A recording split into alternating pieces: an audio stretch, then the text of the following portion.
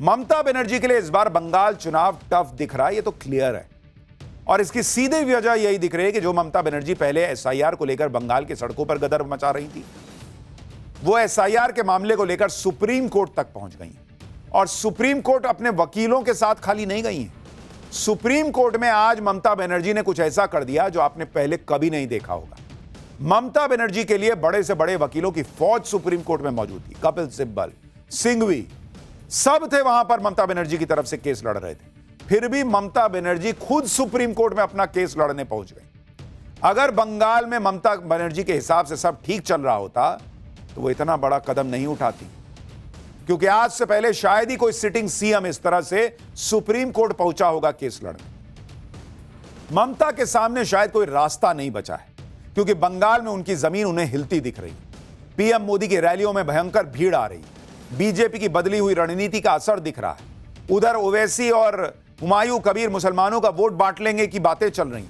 ममता बनर्जी को लेकर कई मामलों को लेकर गुस्सा है, और शायद यही सारी वजह है कि ममता बनर्जी ने आज सुप्रीम कोर्ट को चुना बंगाल में पॉलिटिकल गेम सेट करने के लिए।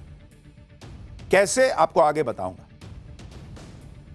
देखिए, टीएमसी को अपनी जमीन खिसकती दिख रही है तो तय है, वरना ममता बनर्जी यूं दिल्ली ना भाग रही है। लेकिन ममता बनर्जी वो नेता है जो किसी भी कीमत पर जमीन छोड़ने को तैयार नहीं है।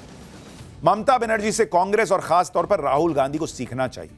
राहुल गांधी ने वोट चोरी का आरोप लगाया, लेकिन जब कोर्ट जाने का सवाल पूछा गया तो कहने लगे कोर्ट जाना मेरा काम नहीं है। लेकिन ममता बनर्जी ने किस तरह से सुप्रीम कोर्ट में आज खड़े होकर बड़ा मैसेज दिया।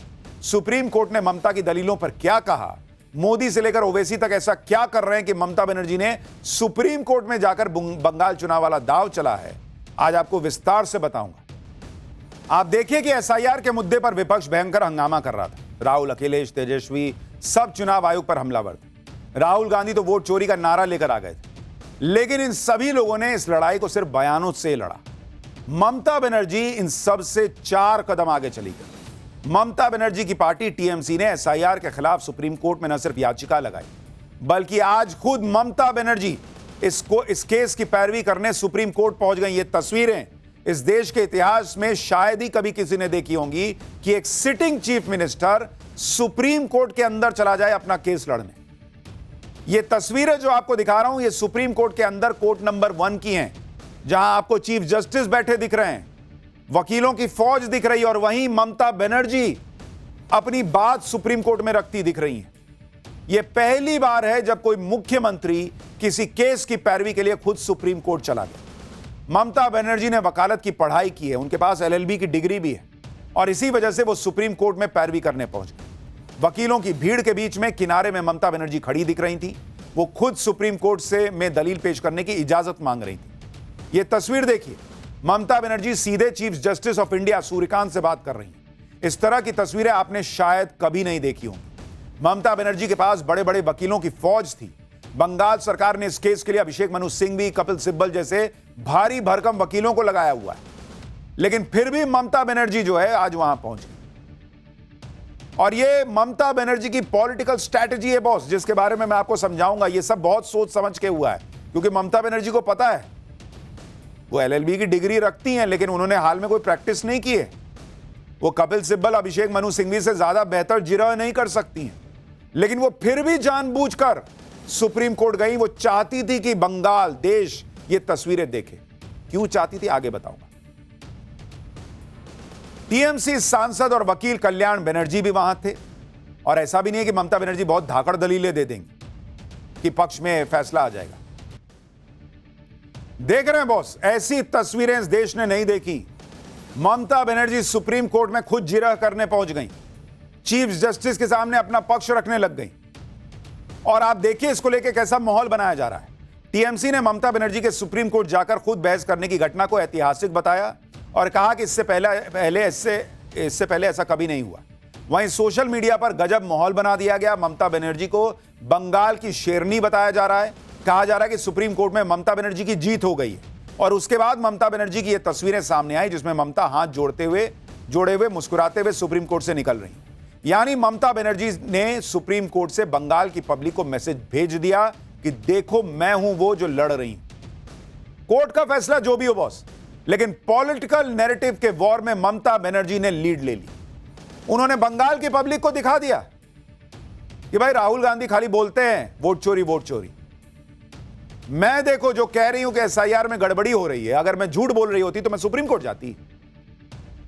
उनको पता है कि उनके दलील देने से सुप्रीम कोर्ट का फैसला नहीं आना है, सुप्रीम कोर्ट का फैसला मेरिट पे आना है। लेकिन ये तस्वीर, ये फोटो, ये वीडियो, ये विजुअल बंगाल में गली गली में घूम गया बॉस। बंगाल में लोग चर्चा करने लगेंगे कि हां यार कुछ तो बात है, ये लड़ने पहुंच गई सुप्रीम कोर्ट, कुछ तो हो रहा होगा।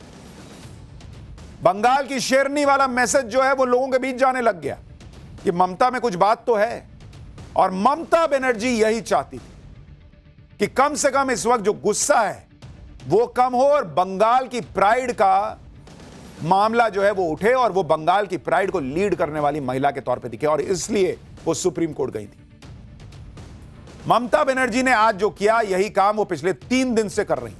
ममता बनर्जी पिछले 3 दिन से दिल्ली में है। कभी वो प्रेस कॉन्फ्रेंस में एसआईआर से पीड़ित लोगों को लेकर पहुंच जाती हैं, कभी दिल्ली के बंग भवन की सुरक्षा में तैनात पुलिस कर्मियों से उलझ जाती हैं। सुरक्षाकर्मी जो शांति से भी खड़े होते हैं, ममता बनर्जी उनसे बात करने लगती हैं, फिर बाद में आरोप लगाती हैं कि दिल्ली पुलिस की तरफ से धमकी दी जा रही है। और वो जानती है कि ये एक एक चीज कैमरे में कैद हो रही है, बंगाल की पब्लिक देखेगी और वो चाहती है कि पब्लिक देखे। कुल मिलाकर ममता बनर्जी ने दिल्ली में वो काम किया जो काम राहुल गांधी और कांग्रेस संसद के अंदर हंगामा मचाकर भी नहीं कर पाए। ममता बनर्जी ने चुनाव आयोग के खिलाफ याचिका लगाई थी और आज खुद बहस करने गई।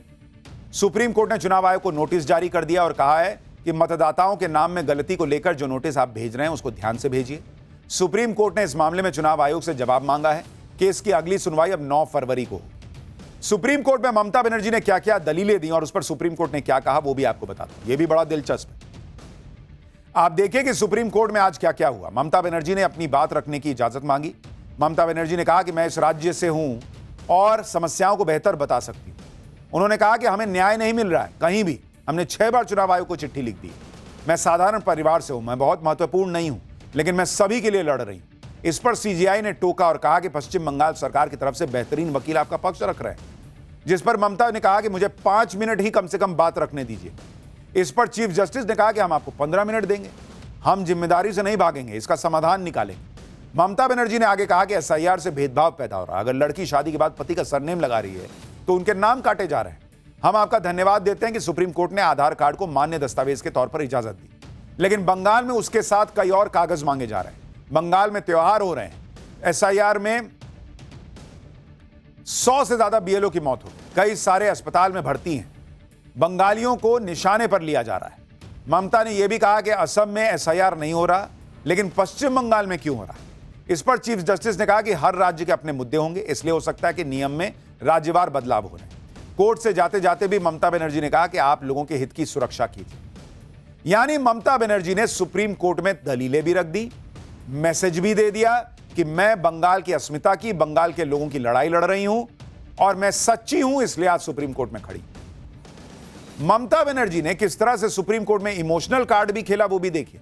ममता ने शुरू में बेहद शांत अंदाज में कहा कि आप सभी से मेरी विनती है, मेरी बात सुन ली जाए। जब इंसाफ दरवाजे के पीछे हो रहा हो तब मैंने कई बार चुनाव आयोग को चिट्ठी लिखी।